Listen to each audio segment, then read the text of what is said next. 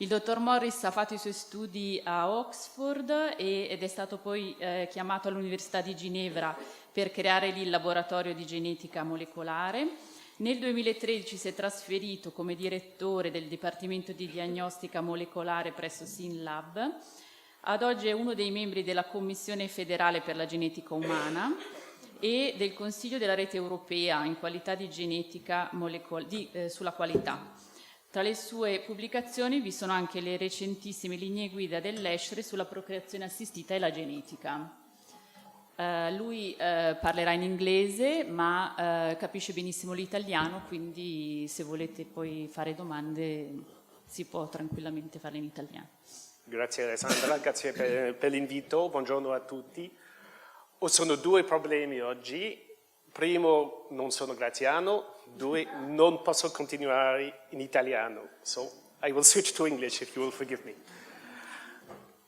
I will not give such a historical perspective as we have already seen, because I was worried about repeating too much what other people would say. So I'm looking at the present of genetics in reproduction, and I will finish with a quick look at where I think the future is going. But the future is today already. I will talk about the age effect and chromosomal aneuploidy linked to age effects. I will talk about genes and chromosomes in infertile couples. As we heard, Aldo said, infertility is a couple problem. I will talk very quickly about treatment and screening for the genetic conditions.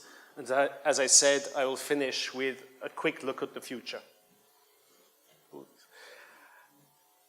One of the problems we have in infertility today, the reason it is becoming very topical, is that maternal age is increasing, as we all know.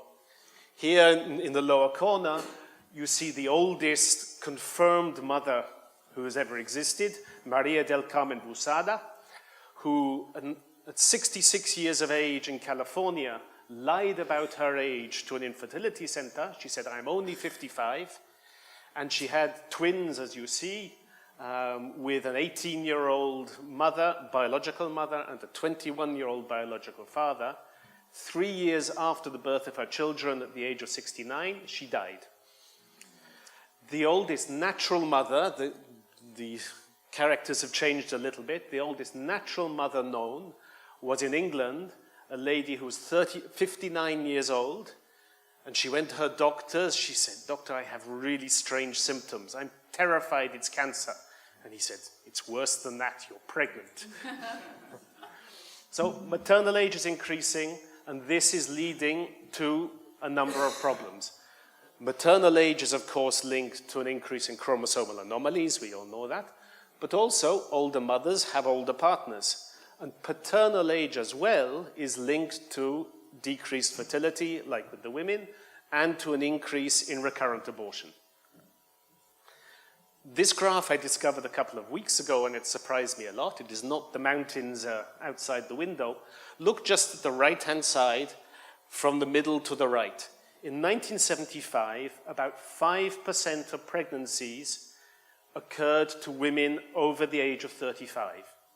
Today, we're around about 20% of pregnancies in women over 35. So, increasing major age of pregnancy. But look at the left-hand side. The graph starts in 1940. And what has happened, what is happening today with older mothers is not unusual. What was unusual was in the 1970s to have much younger mothers. It's completely normal to have 15–20% of pregnancies in women over 35. We are returning to the past. And with this increased age, of course, mothers over 35, we have a risk of chromosomal anomalies, and specifically the wrong number of chromosomes. Too many, trisomy 21, too few, Turner syndrome. If you look at the pie chart on the left, could we maybe put the lights off? No, we asked before. No? Okay. Put the sun out. If you look across a huge number of amniocenteses, this was a study of 90,000, you see that a little bit over 2% contain the wrong number of chromosomes, aneuploid. Half of these are trisomy 21. And if you think about it, almost every mother who goes for amniocentesis thinks she is having the test for trisomy 21. Only half of the anomalies are T21. The other half are made up of sex chromosome anomalies, trisomy 18, trisomy 13 is very rare, and then all the really exotic ones that we won't talk about. So with age, the risk for trisomy 21 increases, but the risk for all chromosomes is double the risk of trisomy 21. We mustn't forget that. This table I won't go through in detail. If somebody wants the presentation, just send me an email. These are the different genetic anomalies we see in infertility. At the top, we have the chromosomal anomalies, as I said, the number, and I will show you one example of how the wrong arrangement of chromosomes, structural anomalies, are important in infertility. And then there are the anomalies of single genes, some of our 24,000 genes. I will talk about AZF, involved in spermatogenesis. I will talk about the cystic fibrosis gene, discovered in 1989, discovered in the 1990s to be very important in male infertility. I will talk about a gene for Fragile X mental retardation. Why do I talk about that? I will show you a family which illustrates it. I don't have time to talk about other important elements. Thrombophilia, there are many genes which predispose to recurrent reparative pregnancy loss. The many, many rare genes, if you're interested, they are summarized in an Esri paper we published last year, talking about the whole of genetics and infertility. And unsolved cases, which to you as gynecologists are actually very important, genetic aspects of polycystic ovary syndrome, endometriosis, and other. Perhaps the most important message I want to leave you with is why we do genetic tests in infertility today. Initially, historically, they were only done as a treatment choice. Why is this man infertile? Why is this woman infertile? Is it worth doing any treatment for them, or is it impossible? And examples of this are karyotyping, looking at chromosomes, looking at Y chromosome microdeletions. On the right-hand side is what I consider as almost more important. Many genetic tests are not done to say, why is this person infertile or this couple infertile, but to say, is there a risk for their children if we treat them? And I will show you some examples of that. The first concrete example, Y chromosome microdeletions. In the top right, you see a little Y chromosome. There are 3 regions containing genes which control spermatogenesis, which can be deleted. They're just not there. And as men only have 1 Y chromosome, if they are not there, we don't have the genes, our spermatogenesis does not work properly. How common are these?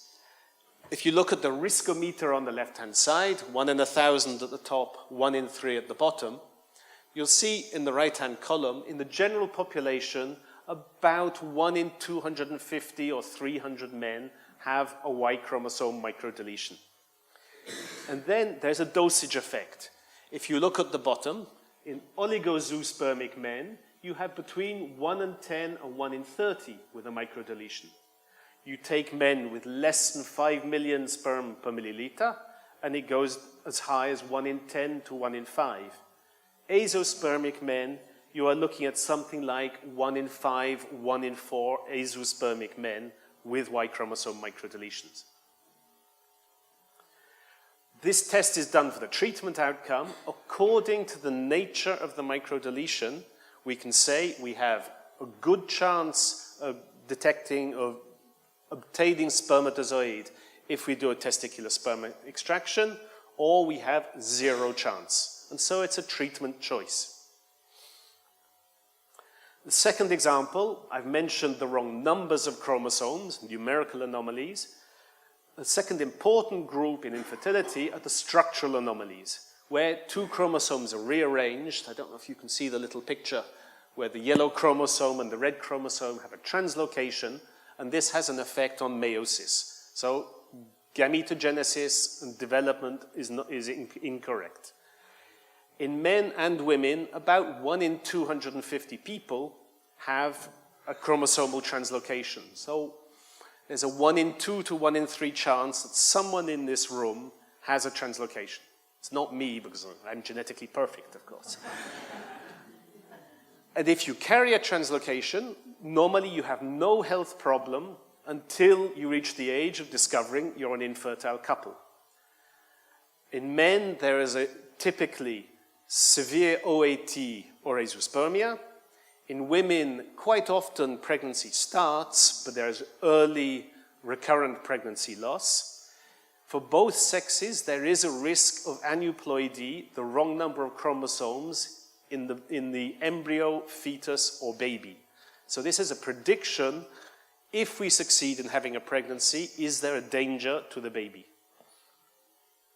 And again, looking at the numbers of chromosomal anomalies, translocations, and other chromosomal anomalies in infertile couples, in men with less than 20 million sperm per ml, so oligospermic, about 1 in 30 to 1 in 60 such men have a chromosomal anomaly. It's not rare. If, again, we have the dosage effect, less than 10 million per ml, where about 1 in 15 men in this group, and then the azoospermic men, like the microdeletions, we are around 1 in 5 to 1 in 10 men. So you take a group of azoospermic men, 1 in 5 to 1 in 10 have a chromosome anomaly, 1 in 5 to 1 in 10 have a microdeletion. We've already got some good diagnosis and some good prediction. What does this give in a family? This is a large family we studied in Geneva many, many years ago. You see that there are women with a circle around them, or in black, they are carriers of the translocation. The 3 women we had in the family were fertile. They had a predisposition to having increased abortions, but they all had children in the end. All the men were completely infertile. No male translocation carrier in this family ever managed to have a baby. And if you look on the left-hand side, there is a man who even tried very hard with 3 different partners and still didn't manage. That's a good definition of male infertility. I mentioned to you that in 1989, the cystic fibrosis gene was discovered. I was in Geneva from 1988. Aldo Campana arrived in 1989. I worked a lot with him in the maternité. In 1989, in November, the copy of Science with the sequence of the gene arrived in Geneva at last. We were all waiting for it. A week later, we were doing the first carrier tests, and we thought it was just the gene for cystic fibrosis. A few years later, we discovered that in male infertility, it is also a causative gene. Men with CBAVD, congenital bilateral absence of the vas deferens, 3/4 of these men have cystic fibrosis mutations, have a sort of cystic fibrosis, if you want.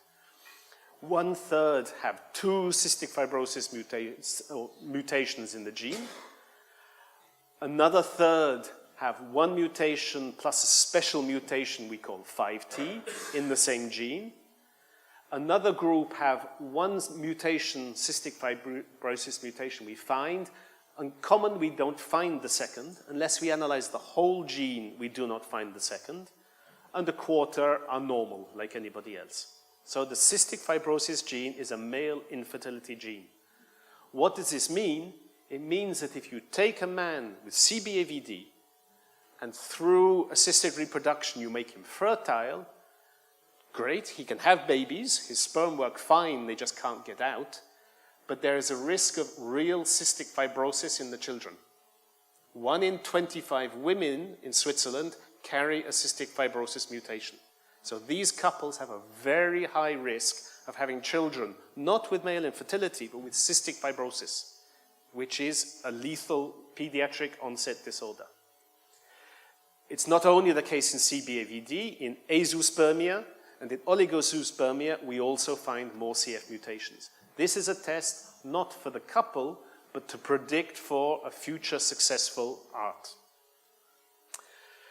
Another family we saw in Geneva, this lady in the middle came with, consulted her gynecologist, early menopause, I want IVF. Good news, it succeeded. She had a little boy, very successful treatment. Bad news, when the boy was about 18 months old, he had a developmental delay, and it took about 2.5 years to get an accurate diagnosis. At 4 years of age, in my laboratory, we showed he had Fragile X mental retardation syndrome, a severe genetic mental retardation. In between, during the 4 years of his life, his 2 aunts also had children, 2 boys, both who turned out to be affected with Fragile X mental retardation syndrome.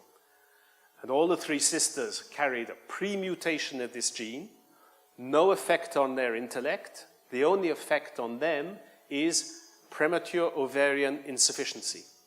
Like our first patient, and like their mother. Nobody had asked the question, what about your mother? This was a case of familial premature ovarian insufficiency. In the general population, between 1 in 200 and 1 in 100 women carry these pre-mutations, and you can't see it unless you do a genetic test. In cases like this, with a familial premature ovarian insufficiency, it's the red bar at the bottom, between 13 and 26% of women carry this mutation.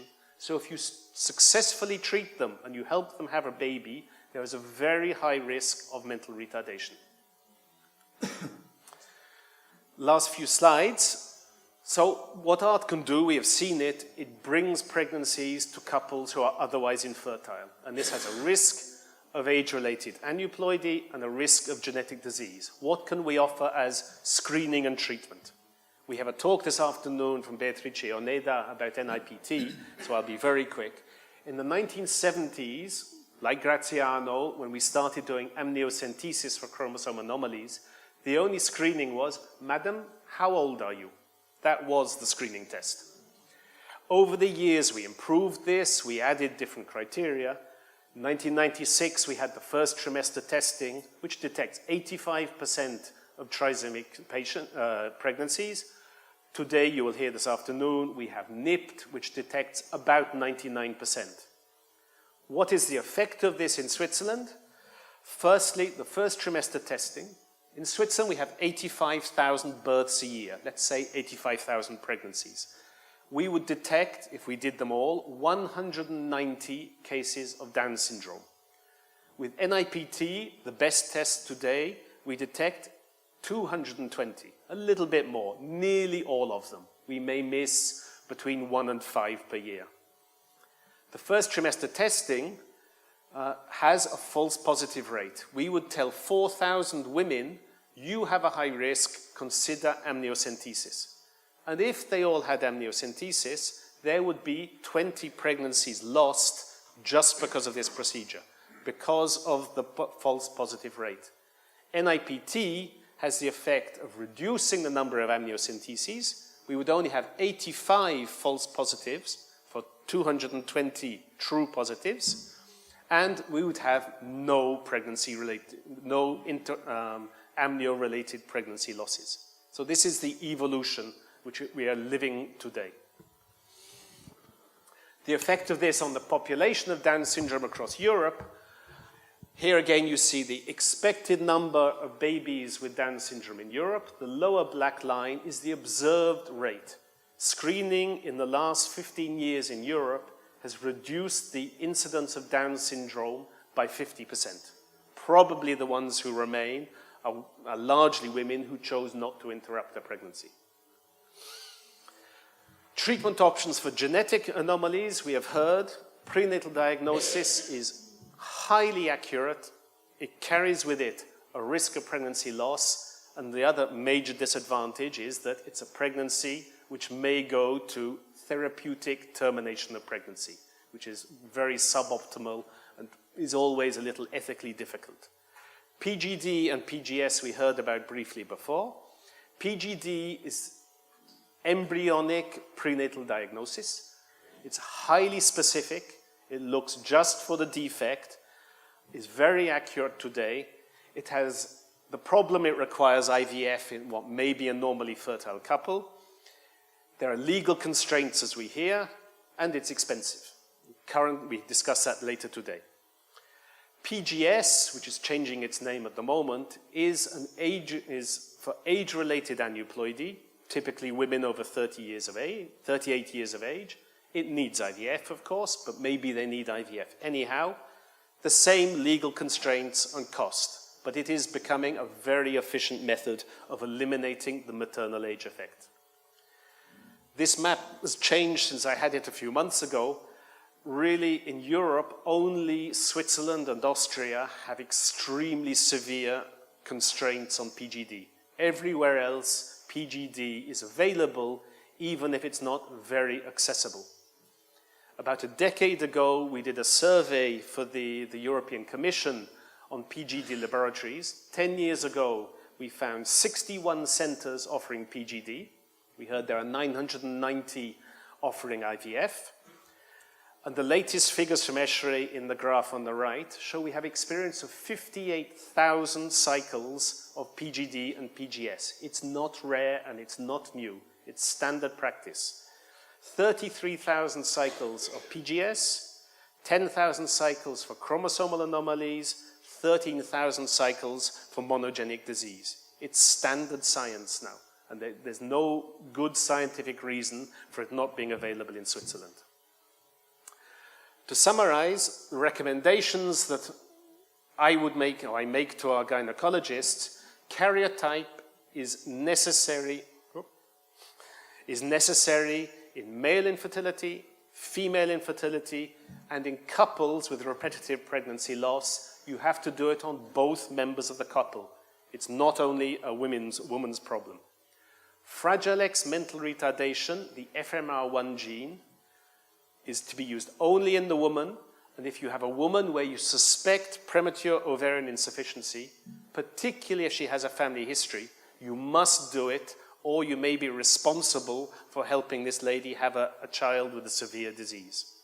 Cystic fibrosis gene, we heard, is male infertility, azoospermia, CBAVD, also severe oligozoospermia. And you don't just do the standard cystic fibrosis test. Discuss with your geneticist. You need special tests in CBAVD. The mutations are a little bit unusual. Y chromosome microdeletions, men with less than 5 million sperm per ml. Azoospermic, severe oligozoospermic. Thrombophilia predisposition testing, I recommend in cases of repetitive pregnancy loss in the woman. The future, what does it hold? Last two slides. Prenatal diagnosis is reducing in numbers. It's no longer used as a screening. It's being replaced by NIPT. We will see that this afternoon. So numbers will drop hugely, but it will remain for many years gold standard diagnosis. PGD, we have the problem of removing legal constraints in Switzerland. We're close. It's still not done. We have to work at this, we have to campaign for this and push our government to change this. And once it is fully legal in all situations, we have to improve access. We have to have more labs who can offer it, have to have more information, we have to reduce the costs. Similarly with PGS, it's the same problem of legal constraint, same problem of access, but I think it should be much more widely available than it is. Finally, we heard a little bit at the end about where we are going, designer babies. We all want designer babies. Everybody who comes to us says, "Doctor, I want a perfect baby." And thanks to these discoveries by Chinese embryologists with the CRISPR technology, we've seen you can modify human embryo genes in a specific way. You can take out mutations. Personally, I think that will never happen in Switzerland. I hope it will never happen in Switzerland. I think it is opening a Pandora's box, which is a step too far. And currently, it is totally against the law. The law is very strict on this. But I vote a yes to babies for infertile couples, to older couples, to have babies with fewer chromosomal anomalies and fewer cases of inherited disease. Thank you.